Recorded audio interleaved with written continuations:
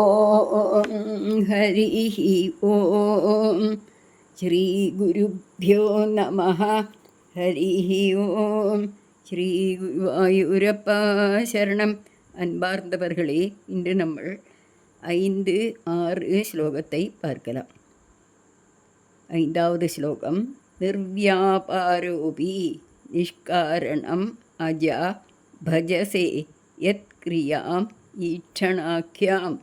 நிர்வியாபாரோபி நிஷ்காரணமஜா பஜசே யத்கிரியாமீட்சணாக்கியாம். தேனைவோதேதி லீனா பிரகிருதிः அசதி கல்பாபி கல்பாதிகாலே. தேனைவோதேதி லீனா பிரகிருதிः அசதி கல்பாபி கல்பாதிகாலே. தஸ்யாஹ சம்சுத்தமம்சம் கமபி தம் அதிரோதாயகம் சத்வரூபம். தஸ்யாஹ சம்சுத்தம் அம்சம் கமபி தமதிரோதாயகம் சத்வரூபம். ச த்வம் திருத்வா ததாசி ஸ்வமகிம விபவாகுண்ட வைகுண்ட ரூபம். சத்வம் திருத்வா ததாசி ஸ்வமகிம விபவாகுண்ட வைகுண்ட ரூபம். இனி இதை நம்ம பிரித்து பார்க்கலாம். நிர்வியாபாரோபி நிஷ்காரணம் அஜான்னு போட்டிருக்கு. மஜா கிடையாது, அஜா. அஜா அப்படின்னா ஜனிக்காத்தவன், ஜனனமே இல்லாதவன் என்ன பொருள். பஜசே எத் கிரியாமீட்சணாக்கியாம், கிரியாமீக்ஷணாக்கியாம் அப்படின்னு இருக்குது. அப்படியும் படிக்கலாம் இல்லையானா எது கிரியாம் ஈக்ஷணாக்கியாம் அப்படியும் படிக்கலாம். எது கிரியாம் ஈட்சணாக்கியாம். தேனைவோதேதி லீனா பிரகிருதிः அசதி ரசதி இந்த போட்டுப்பா, அப்படி படித்தா தப்பு. பிரகிருதிः அசதி, அசத்து அப்படி சொல்லுவோம் இல்லையா, சத் அல்லாத்தது. கல்பாபி கல்ப ஆதிகாலே. தேனைவோதேதி லீனா பிரகிருதிः அசதி கல்பாபி கல்பா ஆதிகாலே. தஸ்யாஹ சம்சுத்தமம்சம், சம்சுத்தம் அம்சம் அப்படி போட்டிருப்பாங்க. சம்சுத்தம் அம்சம் அப்படி படிக்கலாம் இல்லையானா சம்சுத்தம் அம்சம் அப்படியும் படிக்கலாம். கமபி தமதிரோதாயகம், அது கொஞ்சம் பெரிய வேடாக இருக்கிறதுனால தம் அதிரோதாயகம் அப்படி படிக்கலாம், ஈஸியாக படிக்க முடியும். தம் அதிரோதாயகம் சத்வரூபம்.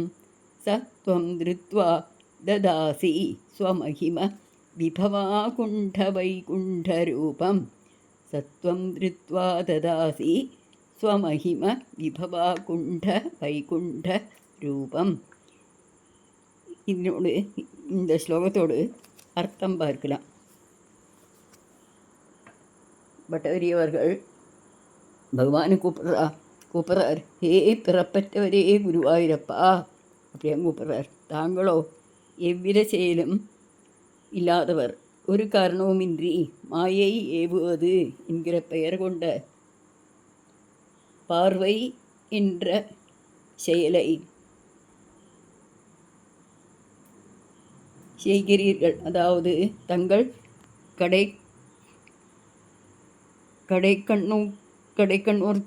கடைக்கண்ணோட்டத்துக்கு உட்பட்டு மாயை ஆற்றுகிறது. பகவானுடைய கடைக்கண் பார்வையினால் மாயை ஆற்றுகிறது. அந்த பார்வையை கொண்டே தீபரார்த்த முடிவில் தங்களிடம்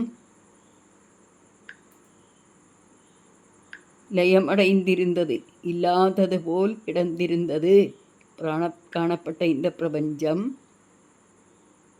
மாயை பிரம்மாவின் பிரளய முடிகாலத்தில், அதாவது சிருஷ்டியோடு ஆதிகாலத்தில் மீண்டும் வெளிப்படுத்துகிறது. தனது யோகமகிமையின் பிரபாவத்தால் தடங்கலத்த சிச்சக்தியை உடைய வைகுண்ட நிலையான ஹே குருவாயூரப்பா, தாங்கள் அந்த மாயினுடைய ரஜசு தமோ குணங்களின் கலப்பின்மையால் மிக்க தூய்மையானதும் எதனாலும் மறைக்கப்படாததும், அதாவது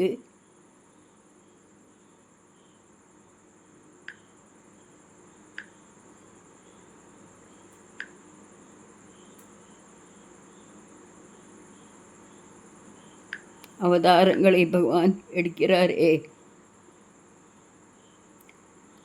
அந்த சுத்த சத்துவமான ஓர் அம்சத்தை ஏற்றுக்கொண்டு லீலா சரீரத்தை மேற்கொள்கிறீர்கள். அதாவது பகவான் தன் பிரகிதியான மாயின் சுத்த சத்துவமான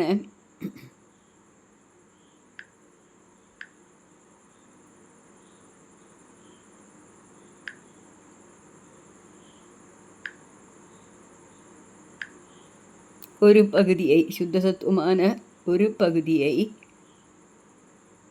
மட்டும் எடுத்துக்கொண்டு சகலராக மண்ணுலகில் பற்பல திருவிளையாடல்களை ஆடுகிறார்.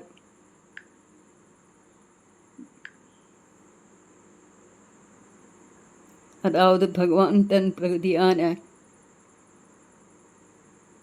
மாயின் சுத்த சத்துவமான ஒரு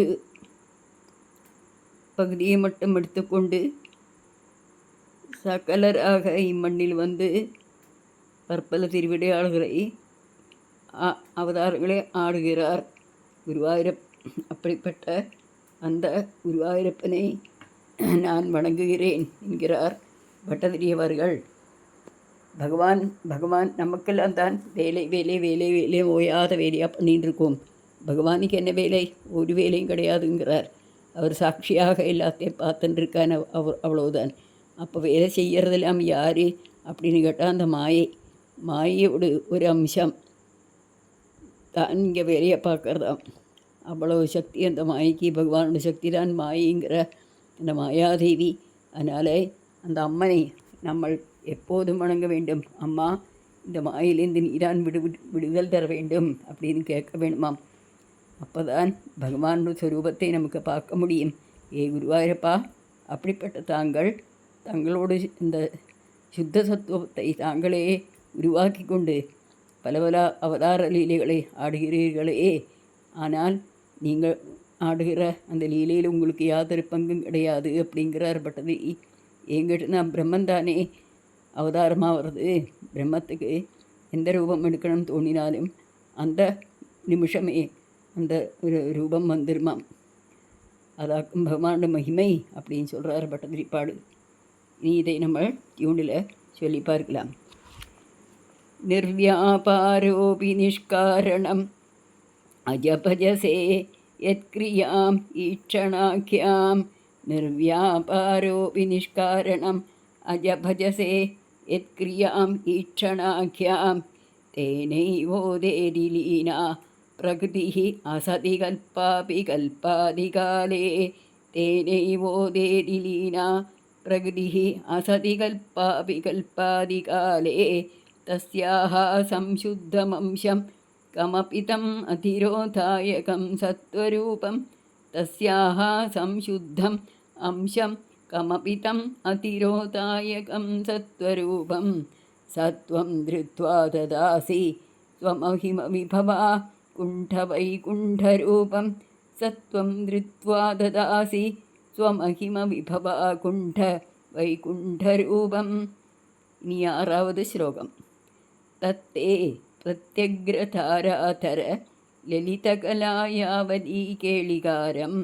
தத்தே பிரத்யக்ரதாராதர லலிதகலாயாவலீ கேளிகாரம். லாவண்யஸ்யைகசாரம் சுகிருதிஜனதிருஷாம் பூர்ண புண்ணியாவதாரம். லாவண்யஸ்யைகசாரம் சுகிருதிஜனதிருஷாம் பூர்ண புண்ணியாவதாரம். லக்ஷ்மி நிஷங்கலீலா நிலையனம் அமிர்தஸ்யந்த சந்தோகமந்தः. லக்ஷ்மி நிஷங்கலீலா நிலையனம் அமிர்தஸ்யந்த சந்தோகமந்தः. சிஞ்சது சஞ்சிந்தகானாம் வபுகு அனுகலையே மாருதாகாரநாதா. சிஞ்சது சஞ்சிந்தகானாம் வபுர் அனுகலையே மாருதாகாரநாதா. இனி நாமல் பிரித்து பார்க்கலாம். தத்தே பிரத்யக்ரதாரா லலித கலாயாவலி கேளிகாரம் லாவண்யஸ்ய ஏகசாரம். அந்த ரெண்டு வேடாக்கும் லாவண்யசைகசாரம் அப்படின்னு சொல்லியிருக்கார். லாவண்யஸ்ய ஏகசாரம் அப்படி படிக்க முடியுமா? அப்படியும் படிக்கலாம். இல்லை, அது கொஞ்சம் கஷ்டமாக தோணினா லாவண்யசைகசாரம் அப்படியும் படிக்கலாம். சுகிருதி ஜனதிருஷாம் பூர்ண புண்ணியாவதாரம் லாவண்யஸ்ய ஏகசாரம் சுகிருதி ஜனதிருஷாம் பூர்ண புண்ணியாவதாரம் லக்ஷ்மி நிஷங்கலீலா நிலையனம் அமிர்தஸ்யந்த சந்தோகமந்தா. லக்ஷ்மி நிஷங்கலீலா நிலையனம் அமிர்தஸ்யந்த சந்தோகமந்தா. சந்தோகமந்தா. சிஞ்சது சஞ்சிந்தகானாம் வபுரனுகலையே மாருதாகாரநாதா. வபுகு அப்படின்னா உடம்பு, சரீரம் என்ன பொருள். அப்போது சிஞ்சது சஞ்சிந்தகானாம் வபுகு அனுகலையே, இல்லையானா வபுர் அனுகலையே அப்படியும் படிக்கலாம். வபுர் அனுகலையே அப்படியும் படிக்கலாம். மாருதாகாரநாதா அப்படின்ட்டா குருவாயூரப்பா என்ன பொருள். மாருதன் அப்படின்னா காற்று, காரம்னா புறம். அப்போது குருபுரம், குருவாயூபுரம் வசிக்கிற நாதன் குருவாயூரப்பன் அப்படி கூப்பிட்றார் அவர். இதோடு மீனிங் பார்க்கிறோம். ஏ குருவாயூரப்பா, தாங்கள் அழகிய திருமேனி நீருண்ட மேகம் போல் அழகாயும் காயாம்பூ கொத்து போல் மகிழ்ச்சி அளிப்பதாயும்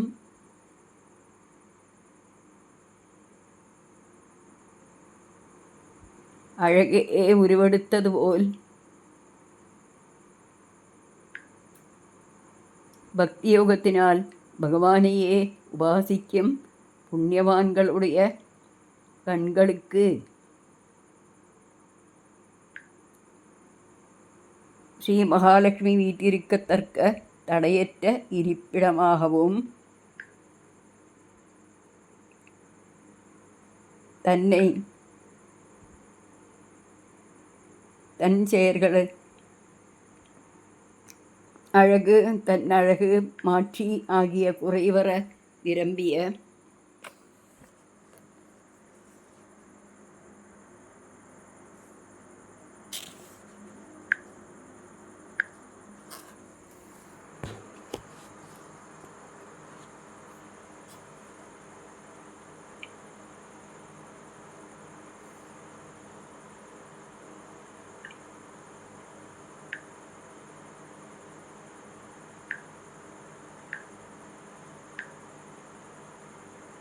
ஸ்ரீ குருவாயூரப்பா சரணம். ஹே குருவாயூரப்பா, தங்கள் அழகிய திருமேனி நீருண்ட மேகம் போல் அழகாயும் காயாம்பூகத்து போல் மகிழ்ச்சி அளிப்பதாகவும் அழகே உருவெடுத்தது போன்றும் பக்தி யோகத்தினால் பகவானை உபாசிக்கும் புண்ணியவான்களுடைய கண்களுக்கு அவர்களுடைய புண்ணியமே உருவெடுத்து கண்ணதில் வந்து நிற்பது போலவும் லக்ஷ்மி தேவி வீட்டிற்கத்தக்க தடையற்ற இருப்பிடமாகவும், அதாவது ஸ்ரீலக்ஷ்மியின் அருள், அழகு, மாட்சிமை ஆகிய குறைவர நிரம்பியுள்ள இடமாகவும் தன்னை தியானம் செய்பவர்களின் இதய கமலத்தில் பிரம்மானந்தமான அமிர்தத்தை பெய்து அவர்களது ஆத்தியாத்மிகம், ஆதி தெய்வீகம், ஆதி பௌதிகம் என்கிற 3 தாபங்களையும் போக்குவித்து அமைதியை அளிப்பதாகவும் விளங்குகிறது. அப்படிப்பட்ட தங்கள் திவ்யமங்கள ரூபத்தை, அந்த திருமேனியை இடைவிடாது தியானிக்கிறேன் என்கிறார் பட்டதிரிப்பாடு. அந்த அவ்வளவு மங்களகரமான அழகே அழகாய் விளங்கும் அவருடைய அந்த திருமேனியை தான் நான் தியானித்து கொண்டிருக்கேன் குருவாயூரப்பா என்ன பட்டதிரிப்பாடு சொல்கிறார்.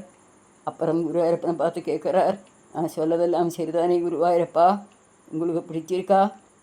அப்படியானால் நான் அடுத்த ஸ்லோகத்தை எழுதலாமா, உங்கள்கிட்ட படித்து காமிக்கலாமா அப்படின்னு தாழ்மையோடு கேட்கும்போது அந்த உன்னிக்கண்ணன், அந்த குஞ்சுக்கண்ணன் ரொம்ப அழகாக சுண்டையெல்லாம் அழகாக வச்சுக்கிண்டு, சின்ன சின்ன பல்லெல்லாம் வெளியில் காட்டிக்கிண்டு, அழகாக சிரிச்சுக்கிண்டு, தலையாட்டிக்கிண்டு, கையெல்லாம் வீசிக்கிண்டு அப்படி ரொம்ப அழகாக உத்தரம் சொல்கிறாராம். பட்டதிரி ரொம்ப நல்லா இருக்குது, நீங்கள் அடுத்த ஸ்லோகத்தை எழுதலாமே, என்னோட காது கூட நீங்கள் பாடுறே, நான் ரொம்ப சுவாரஸ்யமாக ஏங்கின்னு இருந்தேனே, என்னை பற்றி இப்படி யார் பாடுவா அப்படின்னு ஏங்கின்னு இருந்தேனே, எனக்கு தான் அமிர்ததாரி நீங்கள் அல்லவா பொழிக்கிறீர்கள் என்று சொல்லாமல் சொல்லிக்கொண்டு அந்த கண்ணன் அவ்வளவு அழகாக ரசித்து ருசித்த இந்த நாராயணிய நவநீதம், அதுதான் நாராயணிய நவநீதம். அந்த நாராயணிய நவநீதத்தை அவ்வளவு ஆவலோடு பருகினார் என்கிறார்கள் நம்மளுடைய முதியோர்கள் எல்லாம். நாமும் நாராயணியம் படிக்கும்போது இவ்வளவு ஆவலாக படிக்கலாம்.